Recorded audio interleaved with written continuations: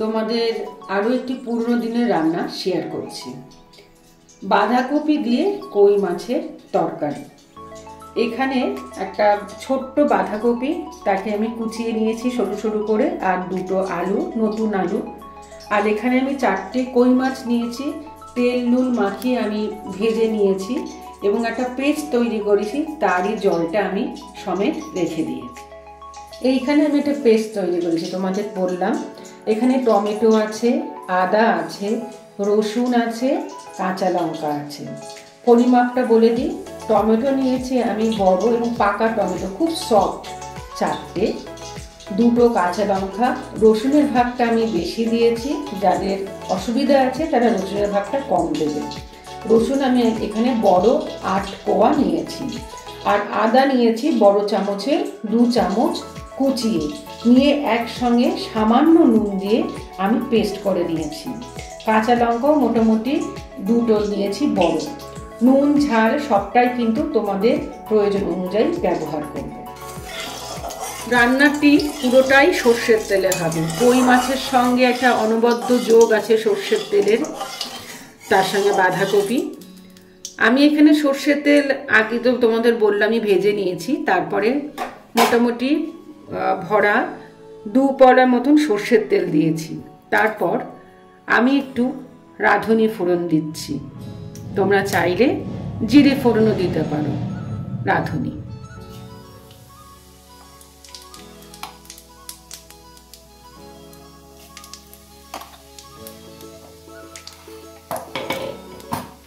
রাঁধুনিটা ভালো করে গন্ধ বেরোলে আমি কেটে রাখা ধুয়ে রাখা বাঁধাকপি এবং আলুটা দিয়ে একটু ভাজবো।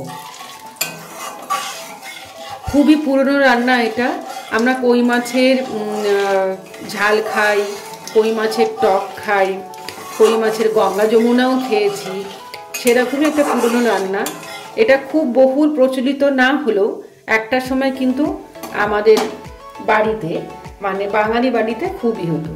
আমি এইটা কিন্তু এবার দিয়ে দিচ্ছি আস্তে করে। রাঁধুনির গন্ধ বেরিয়েছে, আমি দিয়ে দিচ্ছি।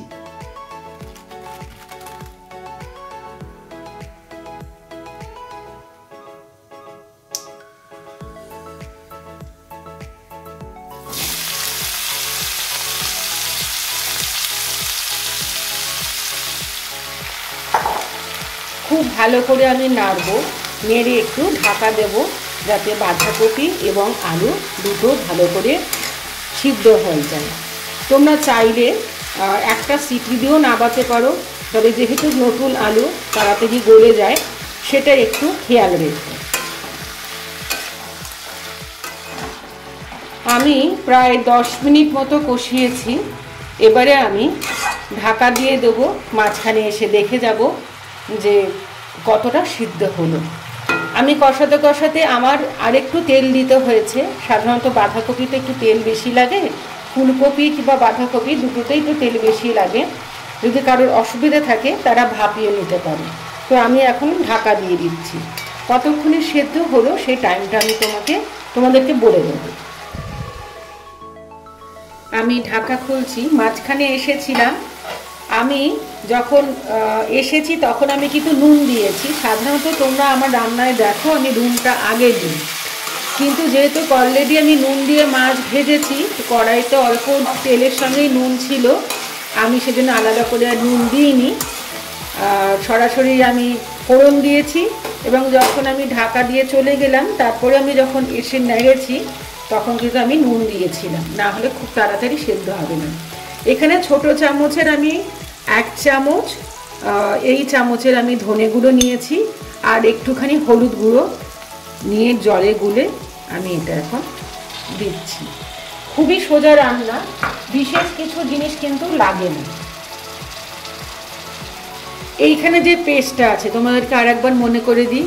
আদা, রসুন, কাঁচা লঙ্কা আর টমেটো দিয়ে আমি একটা পেস্ট বানিয়েছি। এটা আবার আমি এখন এখানে দেব। দিয়ে আমি একটু ভালো করে নাড়াবো। তোমরা সকলেই জানো প্রত্যেকটা মশলার নিজস্ব একটা গন্ধ আছে, স্বাদও আলাদা। আমি বেশ কিছুটা দিলাম, দিয়ে খুব ভালো করে নাড়াই। তাতে করে রসুনের যে একটা কাঁচা গন্ধ থাকে, আমি সবসময় বলি, তোমরা জানো, সেটা কিন্তু থাকবে না। দেখো আলু কিন্তু সেদ্ধ হয়ে গেছে, আর বাঁধাকপিও মোটামুটি সেদ্ধর পথে, খুব সরু সরু করে কাটা হয়েছে ওই জন্যই। এখানে আমি এই পেস্টটা আরও একটু দিচ্ছি। এটা ডিপেন্ড করবে তোমরা কতটা মানে থকথকে খাবে। চাইলে পুরোটাও দিতে পারো, চাইলে আমার মতন ভাগ করে করে দিতে পারো, কারণ আলাদা করে আর কোনো মশলা কিন্তু এখানে আর যোগ হবে না, এটাই মশলার কাজ করবে। খুব সুন্দর একটা ফ্লেভার এসছে, সেটা তোমরা যদি করো বন্ধুরা তাহলে বুঝতে পারবে। এবারে আমি যেটা করব, মাছগুলোকে এর মধ্যে দিয়ে দেবো, হালকাভাবে নেড়ে তারপরে আমি জল দিয়ে দেব।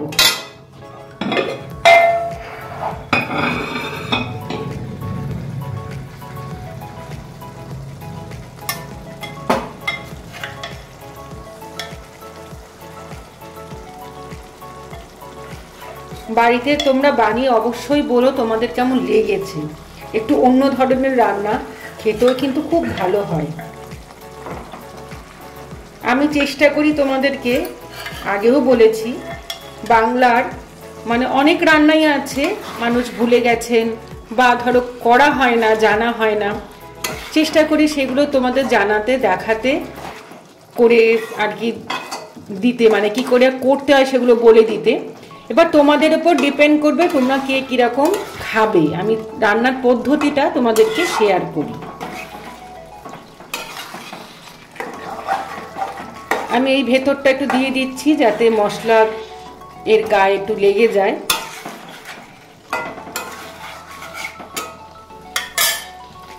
আমি মশলা ধোয়া জলটা দিচ্ছি, কিন্তু আরো একটু জল দেব।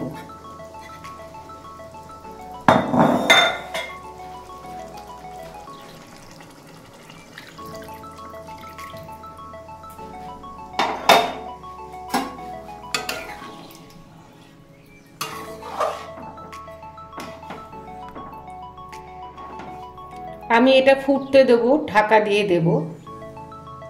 খুব সুন্দর একটা গন্ধ বেরিয়েছে, খুব সুন্দর দেখতেও লাগছে। একটু গা মাখা মাখা হবে, ঝোলটাকে আমি টানিয়ে নেব। তার আগে ফুটুক, মশলা সমস্ত জিনিসটা মাছের মধ্যে যাতে ঢুকে যায়। আমি ঢাকা দিয়ে দিচ্ছি। 10 মিনিট মতন আমি রেখেছিলাম, মাঝখানে এসে একটু নেড়ে দিয়েছি। আমাদের জন্য এইরকম আমি একটা রকম রাখছি, মানে ঝোল। তোমরা যদি চাও আরও টানিয়ে নিতে পারো। আমার বাঁধাকপি সেদ্ধ হয়ে গেছে, আলু তো আগেই সেদ্ধ হয়ে গেছিল। তোমাদেরকে বলেছি যে যদি চাও বাঁধাকপি এবং আলু আগেও তোমরা প্রেসারে একটা সিটি দিয়ে সেদ্ধ করে নিতে পারো। আগেবারও আমার 10 মিনিট মতো টাইম দিয়েছিল মাটি সেদ্ধ হওয়ার জন্য। আমি এখানে কটা ধনেপাতা ছড়িয়ে দিচ্ছি, আর কাঁচা সর্ষের তেল। এই রান্নায় না একটু তেল বেশি যাবে। দিয়ে আমি গ্যাসটাকে বন্ধ করে দেব। সর্ষের তেলের ঝাঁঝ, ধনেপাতার গন্ধ আর একটুখানি আমি দিচ্ছি। খুব সুন্দর খেতে হয়। অবশ্যই তোমরা আমাকে বলো তোমাদের এই রেসিপিটি কেমন লেগেছে। আমি বন্ধ করে দিলাম। তৈরি হয়ে গেছে বন্ধুরা আরও একটি বাংলার পুরনো দিনের রান্না, বাঁধাকপি দিয়ে কই মাছ। তোমরা আমাকে অবশ্যই কমেন্টে জানিও তোমাদের এই পুরনো রান্নাগুলো কেমন লাগছে দেখতে, এবং অবশ্যই এই রান্নাটি তোমাদের কেমন লেগেছে।